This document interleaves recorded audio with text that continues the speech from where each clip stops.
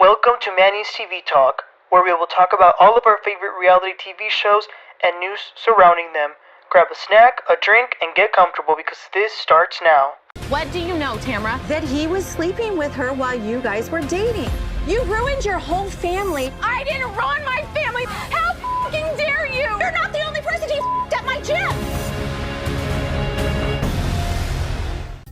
Yo, what is up, everybody? Welcome back. So today we're going to be talking about the new episode of The Real Housewives of Orange County. That's season 17, episode 14. The women are in their cast trip in Mexico. So we pick up where we left off last week. The girls were at this dinner. Heather told them that she sold the house, and it erupted between her and everyone, but especially her and Emily.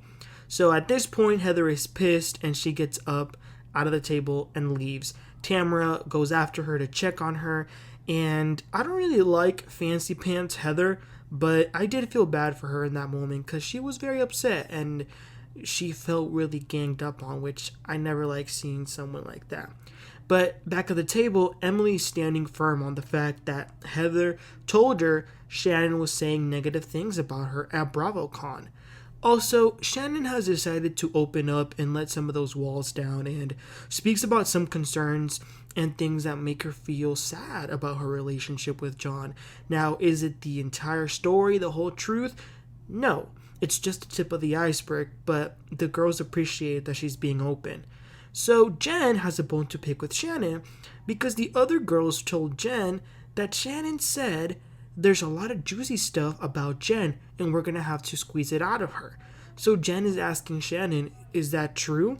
And Shannon says, yeah, and I'm sorry I said it, but I've just been hearing so many crazy stuff that there's something mysterious about your relationship and stuff like that, but I am sorry.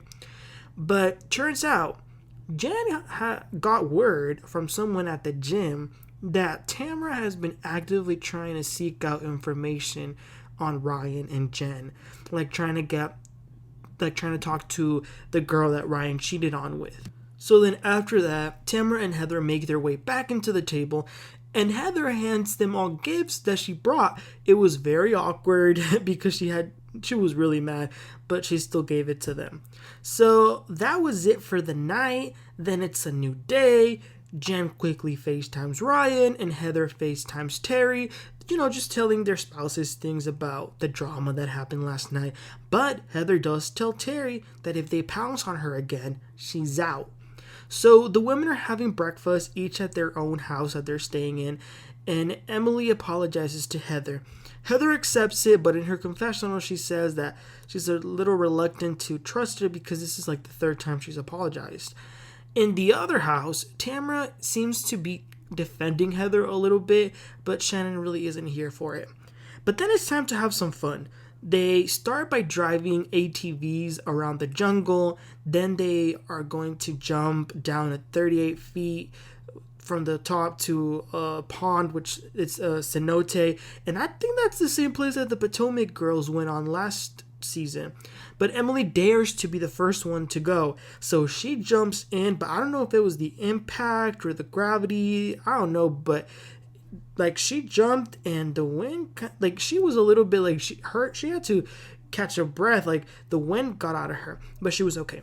So the rest of them still jump. They go on a zip line. Poor Gina was terrified to jump in, but she did. Then it's a little bit later and we see the women getting ready for the afternoon, the dinner. Shannon and Tamra are sitting down and they hear a knock. And they went to open the door, and it's the OG from the OC, people, the queen, the woman who started it all, Vicki, Gunvalson, and the Tres Amigas are back in action. They were so happy to see each other there, being there as a group, and even Shannon got a little bit emotional. So Vicki gets ready, and they meet with the other girls as a surprise, Emily and Gina aren't exactly thrilled that she's there because of some of the things that she has said about them, but they're gonna have to respect the OG. So they're sitting having dinner, catching up. We actually didn't get to see it, but they did end up going to a spa and a water park after, during the day after they went on the cenote. Also, Heather called Emily something that didn't really sit well with her earlier. But anyways, after dinner, they go and see a pretty cool show, and then they have a pajama party, drinking a lot of tequila, and Tamra says, let's play Truth or Dare. So they're having fun, but obviously these games turn messy, and Jenn she asks Vicki Truth or Dare, and Vicki says truth, but Jenn says, well, I don't really know you that well to, ask you something. So Vicki ends up telling Jenn, well, I can tell you something. I think that we're very similar and that we've both fallen in love with men who we shouldn't be with, men who are trouble. First of all, Vicki, that's not how you play Truth or Dare.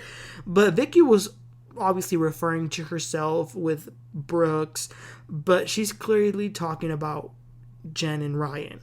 But I don't think it was malicious, though. I think it was more of I've been there and I'm giving you advice. But Taylor, who has become very good friends with Jenn, says, well, I've heard you on the phone with Ryan and he loves you. And Vicki says, who's Ryan? So Jenn is confused, but she's not offended because she knows that whatever Vicki knows, it's obviously been fed by Tamra. Then when they leave, Gina and Emily and even Heather are making a whole big deal about what Vicki said to Jenn once they left. Calm down, it wasn't that serious. But that's that for night 2.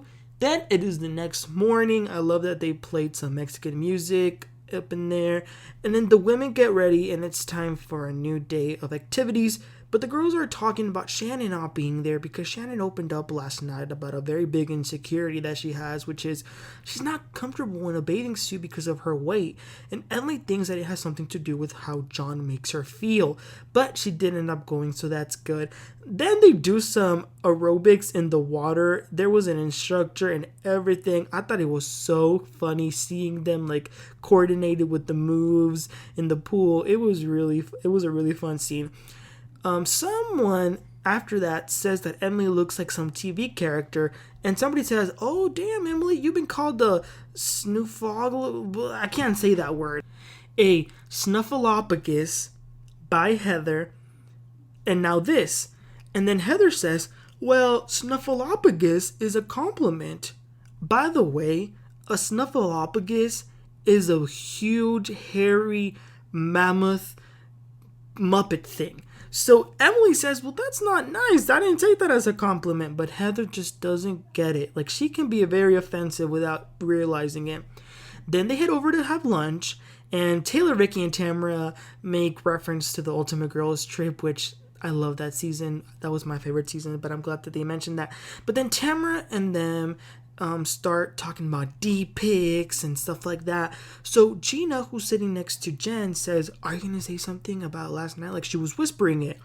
And the group hears them, so they ask them, what are y'all talking about? So Jenn puts it all on the table. She says, Vicki, who is this mutual friend who has told you so much stuff about me? And then Tamra jumps in and says, well, you know who the mutual friend is because it's me. So they bring up that while they were on a break, Ryan slept with a girl named Alex, and Jenn says to Tamra, yeah, and I know you've been trying to get information from her.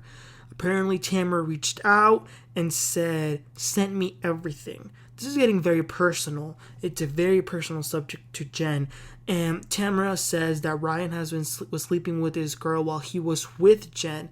But Jenn says she already knew about it. She knows everything, so none of this is a surprise to her. But she forgave Ryan, and she doesn't want to talk about it anymore. So Jenn says, what do you want from me? Why do you keep bringing this up? And Tamra says, I want you to be happy. And Jenn says, at the expense of opening up my wounds that still cause so much pain. And then this goes low, you guys, very low. Tamra screams in her unhinged way, you ruined your entire family. Wow, that was rough. And Tamra says he's been sleeping with other women at the gym, poor Jenn was just in so much disbelief. She was crying, and Gina was saying, "Why are you still with this man? That's not the appropriate time to be asking that question, Gina." And apparently Emily's mother-in-law knows about him being a whore because she also goes to the gym. It was a mess. That conversation was it wasn't handled well. And Tamra is saying, "I did the same thing to Vicki. I was worried about her, and turns out I was right. But it's not her place." So Jenn gets up, she's crying, and I'm really happy that Shannon defended her. She was one of the ones that told Tamra that she was wrong for saying that she ruined her entire family. And listen, I've said it from the beginning, I don't think Jenn should be with Ryan. I do think he has a lot of red flags, but it's one thing to think that, and it's another one to keep bringing it up, trying to dig up information, go with exes, go with the side pieces. Like, it's beginning to be a little bit too much, and I do feel bad for Jenn. But that's all we got this episode. And you guys, if y'all thought this was heated, next week it's going to get even more heated. Things are going to get crazy with the entire group, not just Jenn and Tamra, but the entire group. And from the preview that we saw, Heather is going to quit the show in front of the producers and everything. Like, she has had enough. So I'm excited to see how that plays. But as far as this episode, you guys, what did you think of Vicki's return? And what did you think about Heather and Emily? And finally, Tamra and Jenn? Let me know your comments. You guys, please don't forget to like and subscribe. And I'll catch y'all next time. Have a great one. Bye.